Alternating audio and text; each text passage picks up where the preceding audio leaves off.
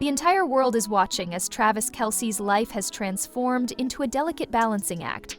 Taylor Swift, who has spent months dominating NFL broadcasts and box seat cameras, is quietly stepping back from cheering at Chiefs games, according to the latest headlines. A maneuver that focuses more on changing the focus of attention than it does on concealing itself. This is just one aspect of a plan to ensure that things remain stable as their engagement becomes a hot topic in both sports and pop culture circles. At the same time, Swifties are making note of the date on their calendars. The second season of the Swift Effect documentary is about to be released. The new season promises to provide viewers with a new behind-the-scenes look at the ever-expanding empire that Taylor has built. While Taylor is busy managing cameras, concerts, and the planning of her wedding, insiders have reported that Travis is beginning to feel the pressure, which is due to the fact that he is not only dealing with the stress of football, but also with the expectations of a wedding, which now include Vogue magazine considering their wedding for the ultimate bridal cover. This is all happening alongside the recent announcement of her new album, The Life of a Showgirl. And Donna Kelce, who is known as Mama Kelce, is already making suggestions about grandchildren, reminding everyone that at the end of the day, family scoreboards are just as important as Super Bowl rings.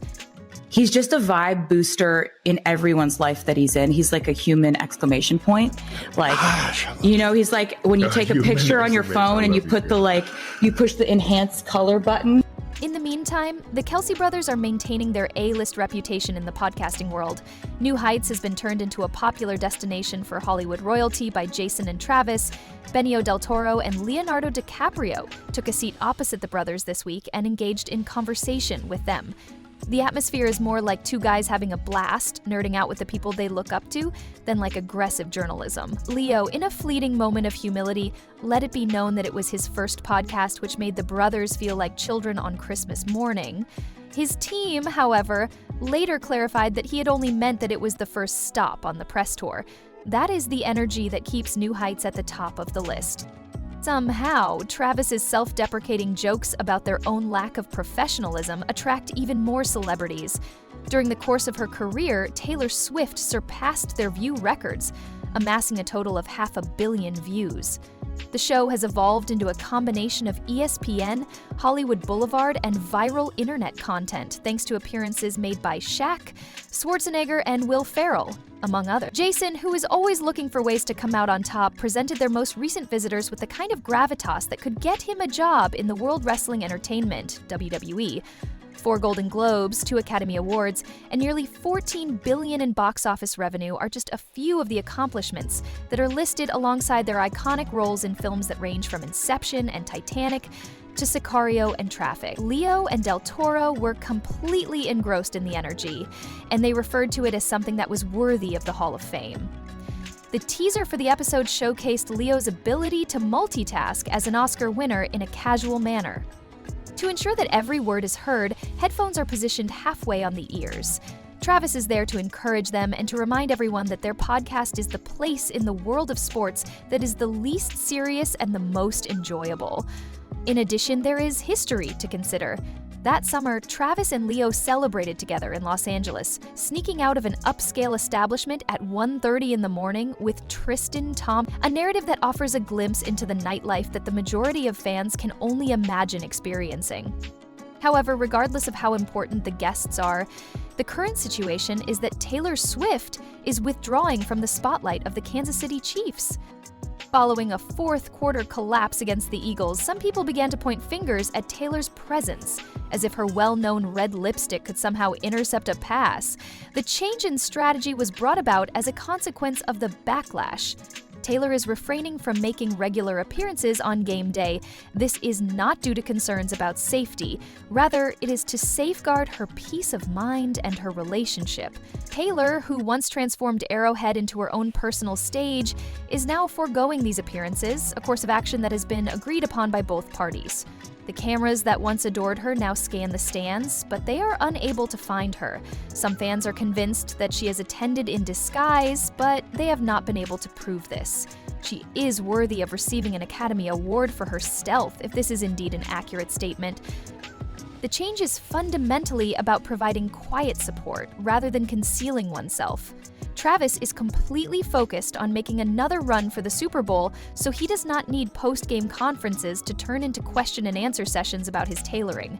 Neither of them wants her to be held responsible in the event that the Chiefs do not succeed. Taylor has transformed into a supporter who is more reserved, offering encouragement from the sidelines of life rather than from the stadium's edge. This is a change from her previous behavior, which included celebrations that were designed to attract attention. She immediately finds herself in the spotlight again, however, after having just taken a step back from one spotlight. The second season of Swift Effects is prepared for its release. Swifties making preparations for extensive explorations into Taylor's world by setting timers. During the first season, she had already revealed the secrets behind her creation of a brand that was both enormous and personal, which resulted in her receiving a nomination for a Daytime Emmy and likely necessitating that she rent an additional storage unit in order to keep all of her awards. Her chess-like maneuvers in an industry that is playing checkers will be revealed in the premiere of the second season, entitled A New Era, which is expected to attract podcasters, fans, and media voices to demonstrate the ways in which she has bent the rules. Taylor, who appears to have an endless supply of energy thanks to their love of espresso and their strong will, is managing this in addition to planning their wedding and coordinating Travis's National Football League, (ONFL) schedule. Insiders have joked that this latter task necessitates the use of a color-coded calendar that is so elaborate that it would be at home at the National Aeronautics and Space Administration. In the meantime, it is obvious that Travis is experiencing a great deal of pressure. He was caught on camera during the game between the Chiefs and Giants, barking at Andy Reid after a field goal was missed. He was in full sideline Hulk mode, and the moment instantly became a meme. Additionally, it served as a callback to their infamous argument during the Super Bowl. This time around, the internet came to the conclusion that wedding stress might be the real obstacle. Travis is extremely busy with a variety of activities. He has to handle football, podcasts, endorsements, acting gigs, and wedding planning with the most famous woman on the planet.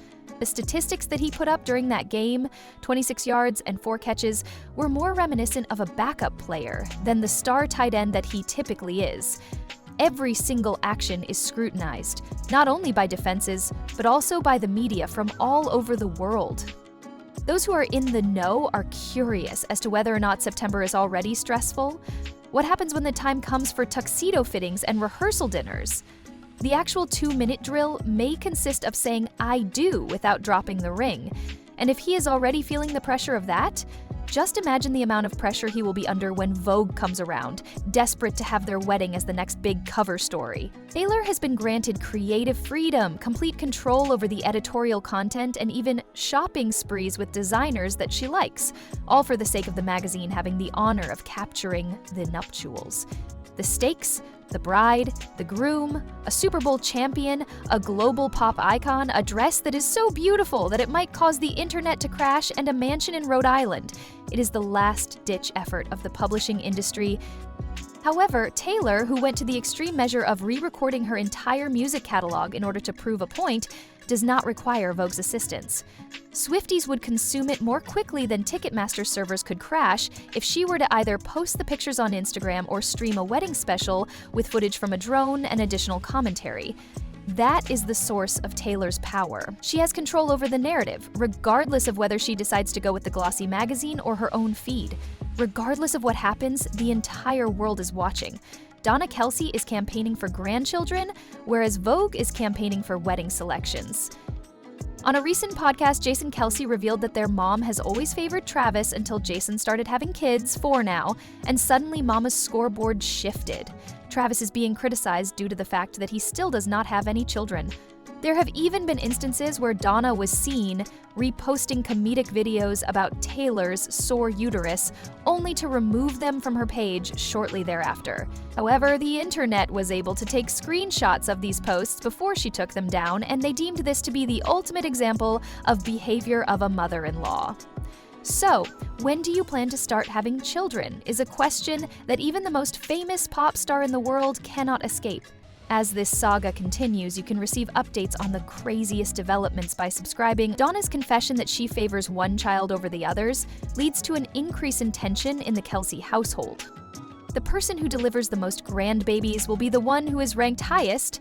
Travis was visited by Deion Sanders, who came to taunt him about starting his own team. Travis avoided the question like a seasoned professional. As Jason's family grows, the entire world is watching.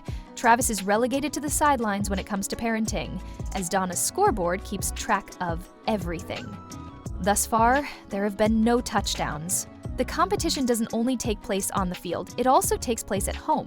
Donna is very open about the fact that she considers her grandchildren to be the most important indicator of her success. The family dynamic introduces an additional level of humor and pressure as Taylor and Travis make plans for their wedding and deal with attention from all over the world. The internet, which is always on the lookout for opportunities, takes screenshots of every hint that Donna drops, turns every sideline outburst into a meme, and keeps track of the score alongside the Kelces. In regards to Taylor, even when she takes a break from the broadcast cameras, she is never truly absent, while simultaneously managing the orchestration of her upcoming documentary, her new album, and the most important event of her life.